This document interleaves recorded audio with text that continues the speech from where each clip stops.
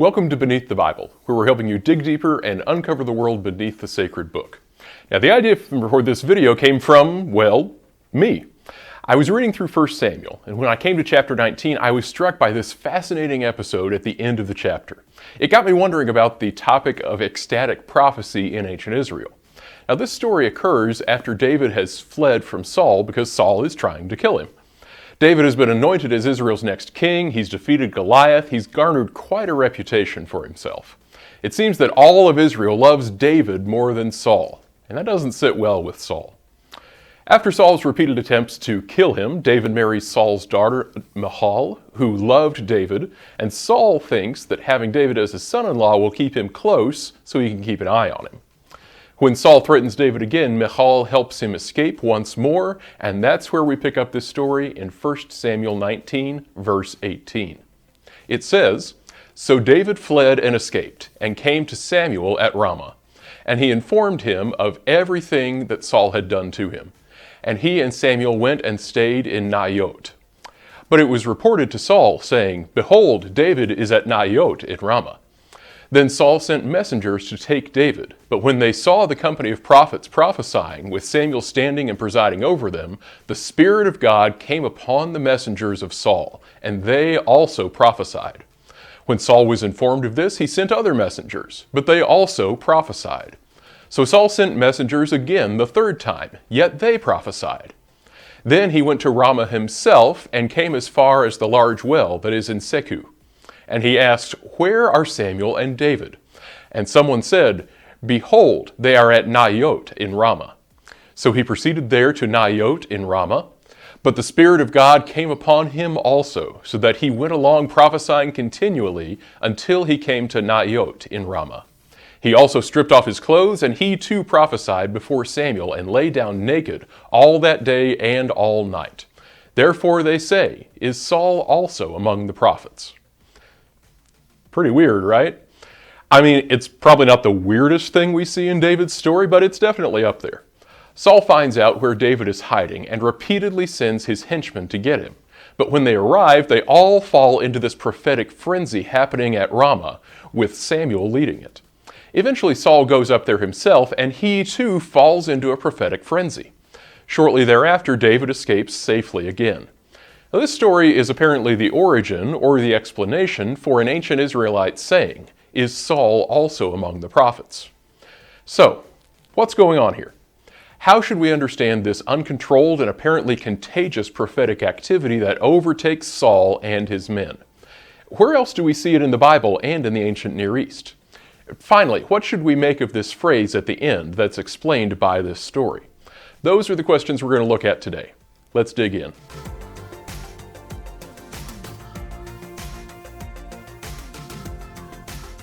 There are a lot of interesting facets of this story to explore, but today we want to focus on its historical and archaeological context. We'll start with some topics related to prophetic activity in the ancient Near East and ancient Israel, in particular ecstatic prophecy. There's some important context for this story within the text of the Hebrew Bible itself, as well as some parallels outside the Bible that are going to be interesting as well. Prophets are pretty well known to readers of the Bible. A lot of books in the Old Testament are attributed to various prophets, and we see them cited all over the New Testament as well. Prophets also feature in a lot of stories in Israel's historical books, like here in Samuel. And we know the prophets are important, but when we dig into the text, we can see some interesting things about prophetic activity in ancient Israel that might go unnoticed at first. Now, first of all, the most common term in the Hebrew Bible for a prophet is Nabi, but terms like Hosea or visionary and man of God are also used. Samuel is also called a roeh or seer. All of these terms seem to be applied to individuals, and they don't seem to use these titles to refer to themselves. In general, prophecy is a kind of divination wherein an individual acts as an intermediary or vessel through which a divine message is transmitted. Prophetic divination seems to be the most widely accepted form of divination in ancient Israel, especially from the 8th century onward. In Israelite tradition, it seems that almost anyone could be a prophet. There weren't any specific restrictions placed on who could qualify. You didn't have to be a Levite or from a particular place or even a particular gender. Though uncommon, there are examples of female prophetesses. It seems there are several different strands of prophetic tradition in ancient Israel. Some prophets were linked with the court. For example, Nathan is a court prophet to David. Isaiah certainly seems to have ready access to the king and is linked with Jerusalem and its elite circles. Other prophets seem to stand apart from the court, though not completely cut off from it. Elijah and Elisha operated independently of the court, but they often interacted with royal figures.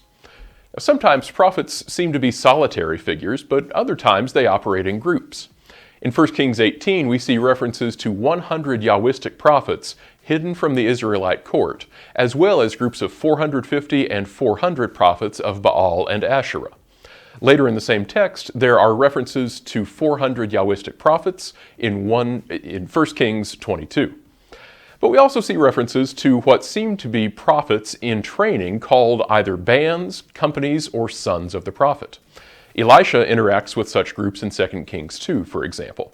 Some scholars trace this as a development from a somewhat informal setting to a formalized prophetic guild that trained prophets.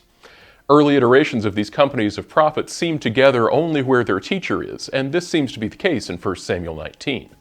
It seems that Samuel lives in Ramah, so prophets in training were gathered around him there.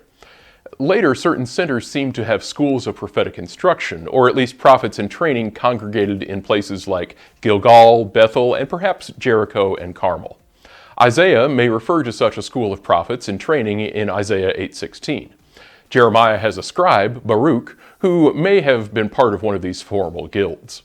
So, if these prophets were in training, what might they have learned? That is a good question.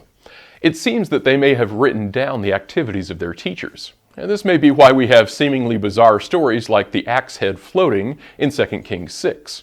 This was an event that happened while sons or students of the prophet Elisha were meeting together.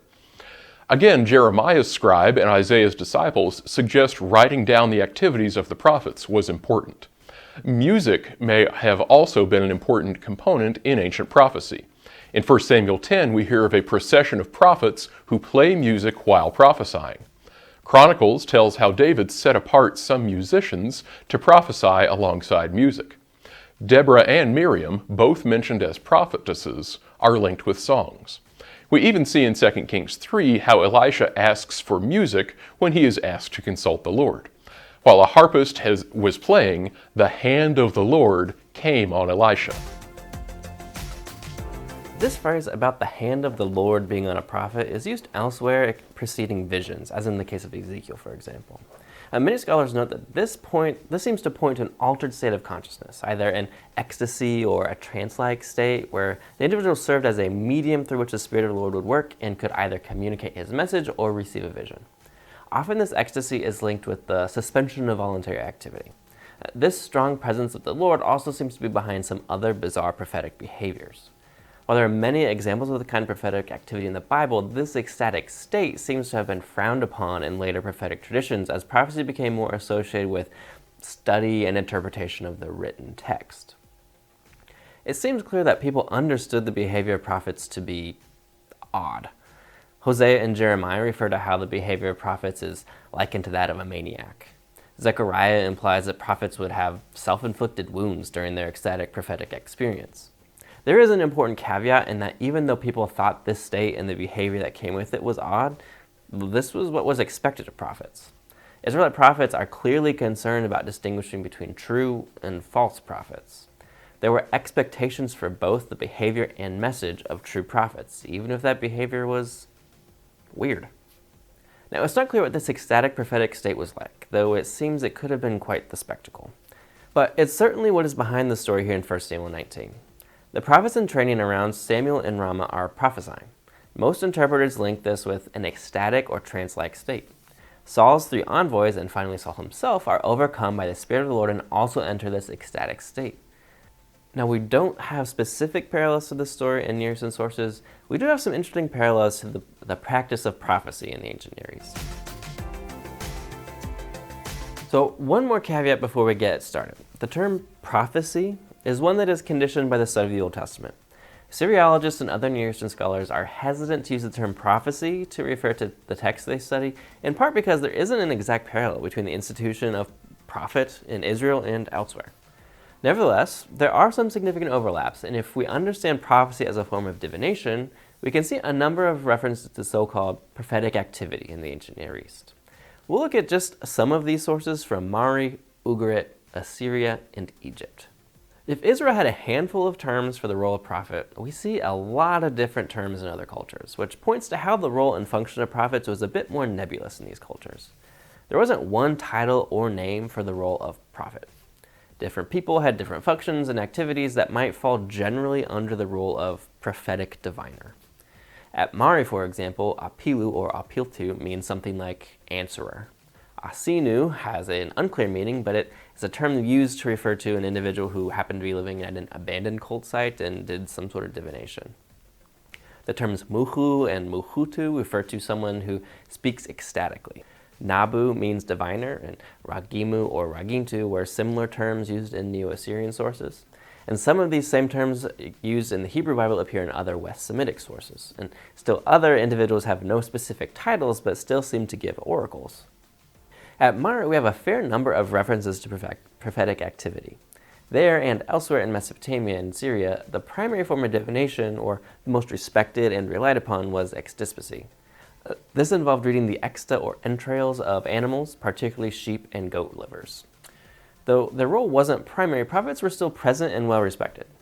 In general, it seems prophets at Mari did not have direct access to the king. They could tell the content of their prophetic utterance to someone who would pass it on to the king, like in this letter. They could also have it written down and delivered to the king, like we see in this letter. In a ritual text from Mari, we read about a ritual of Ishtar, which is one of the most important liturgical rituals at Mari. And that ritual involves the intersection of music and ecstatic prophecy. In this ritual, a procession would take place which included the cult images and the king, and then musicians would play. Prophets would be present and attempt to enter an ecstatic prophetic state. If the prophets could maintain their equilibrium, that is, their normal state of mind, and could not prophesy, then the musicians would leave, but if the prophets entered an ecstatic state, they would play another song. So here we see the act of delivering prophecy entails entering an altered state of mind. This is also attested in a number of letters delivering the results of such trance-induced oracles. This letter tells of one Shelabum who went into a trance and gave an oracle. We see even servant girls could go into such trances and deliver oracles that were on par with those of more established prophets. In a Neo-Assyrian text about the healing of a sick person, the so-called ritual of Ishtar and Dumuzi, we see prophets and ecstatics mentioned together. The text itself is a prescription of how to secure healing for someone, and the reference we are interested in is at the end where the offerings are given to those who assisted in the healing ritual. Here we see the priests of Dumuzi, the frenzied men and women, and the prophets and prophetesses. There's an interesting reference to ecstatic behavior at Ugarit from an old Babylonian text called The Righteous Sufferer from Ugarit. The poor author of the text tells how the diviners cannot help him. Their extispicy is inconclusive, the incense and sheep are gone. His family tells him basically to get his affairs in order and prepare for the end. Then there is this curious line, "My brothers bathe in their blood like prophets." This is just a passing reference, but the idea is that the poor guy's brothers are bleeding just like those who go into ecstatic trances, and in so doing bring injury on themselves. Perhaps the best example of ecstatic prophetic activity from the ancient Near East comes from an Egyptian source, but one that refers to behavior in Syria. The story of Wenamun tells about the misadventures of a priest of Amun named Wenamun, who is said to live during the reign of Ramses XI. This priest is tasked with going to get timber for a project at the Temple of Thebes. He travels into Palestine and just has the worst time. He's robbed, he gets stranded, but he finally makes his way to Byblos. But things still don't go his way, and the king of Byblos tells him to get out of town. But as he's preparing to leave, we are told, now when he offered to his gods, the god Amun seized a great seer from among his great seers, and he caused him to be in an ecstatic state, and he said to him, bring up the god, bring the messenger who bears him. It is Amun who has sent him. He is the one who has caused that he come.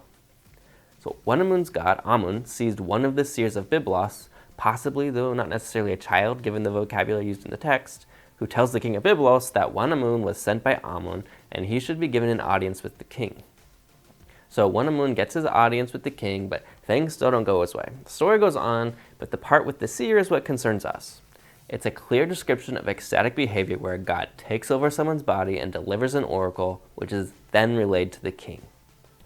Now, this is a very entertaining story. I suggest you go read it. But the authenticity of the story of Wenamun is debated. The copy that we have is clearly a copy of another work and not an original composition, and it's unclear when the original was in fact written. Is this an essentially first-hand account of an actual event, or is it more of a literary account that was written during the time when it is purported to occur? Is it a kind of historical fiction, something written later than the time when it was purported to occur? It's unclear and will probably be debated and remain unclear forever. Nevertheless, most scholars accept that this is a more or less accurate depiction of life during the early Iron Age in Syria-Palestine. The declining influence of Egypt, the importance of the Amun cult, and other elements of the story suggest there's a fair amount of historical validity to the story. It at least gets a lot of the setting right, even if the story isn't historical. That suggests this account of the Seer of Byblos may be an accurate account of ecstatic prophetic behavior in the early Iron Age in Syria-Palestine, meaning it would date quite closely to the setting of the Saul story. So, how does this help us read the Bible? Well, it's evident from both the Bible itself and ancient Near Eastern parallels that ecstatic prophecy was not out of place in the ancient world. While it was regarded as unusual, it was also accepted, and was even seemingly something that could be induced under the right conditions. Prophecy itself was something that could be taught, with Israel's prophets gathering schools around themselves to carry on this tradition. Israel is also notable for the access their prophets had to the royal court, especially compared to prophets in neighboring nations. Now, all of this provides context for the episode in 1 Samuel 19, but it doesn't necessarily provide an explanation for it. What is evident from Israel's prophetic tradition is that prophecy is an act of God, a means by which God communicated with God's people. And it was especially important in Israel, where many other forms of divination were not practiced, or at least not sanctioned. In the case of 1 Samuel 19, this story seems to be significant, as God, through the last judge and chief prophet Samuel, exerts control over the monarchy by means of the prophetic office. All of Saul's forces cannot prevail over God's anointed King David, who is protected not by the sword, but by the intervention of God himself. The activity of God among Samuel and his students is so vigorous that Saul's forces cannot help but be caught up in it. Now, there's a certain poetry in the fact that Saul himself, who resisted and defied God and then was given over to an evil spirit from God, here finds himself unable to resist God's activity. Ecstatic prophecy protects the Lord's anointed one and allows David to escape unharmed. Now, as far as this phrase, is Saul also among the prophets, there are a couple of ways to look at it. Saul has an episode of ecstatic prophecy earlier in Samuel after he's anointed as Israel's first king. This would seem to be a positive experience confirming God's anointing. And yet this second episode in 1 Samuel 19 is surely negative, as it follows Saul's rejection by God and his attempts to kill David. These stories may come from two different Israelite traditions, say a Benjamite source and a Judahite source, yet they coexist in the final form of the text. This second episode seems to serve as confirmation that God is able to thwart Saul's plans despite Saul's best, or worst, efforts, and that Saul's resistance to David's anointing is futile. While the meaning of this phrase may have been lost to time, it seems to drive home this point, that while Saul may not have lived into God's will, he was ultimately powerless to stand against it. Thanks for joining us for this Beneath the Bible video. If you want to learn more about this topic, be sure to check out the references and resources in the description below. If you enjoyed this video and you want to see more content like it, be sure to subscribe and check out our series on divination in the Bible and the ancient Near East. Finally, if you want to support the work that we're doing, you can become one of our Beneath the Bible excavators through channel membership at the Join button down below. For $5 a month, you'll get early access to each video we publish, and you'll get to be part of a monthly video call with us. If you learned something new today, take a minute to share this video with your friends. And until next time, keep digging.